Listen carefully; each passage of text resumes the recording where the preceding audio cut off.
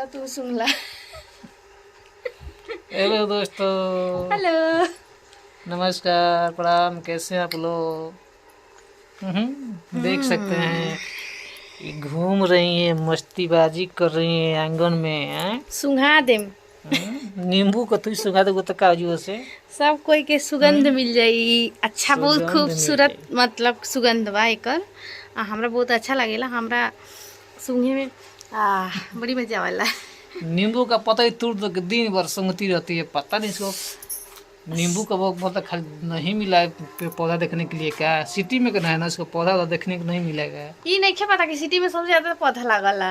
पौधा लगा तो काहे दिन भर पतिया सूंघती रहती है? हम ही लगाई नहीं तोरा घर में एगो रहल का, हम ही लगाई। जानते अच्छा, दोस्तों, अच्छा। देख रहे हैं इधर मैं ना इतना मतलब कि लगा दी हूँ।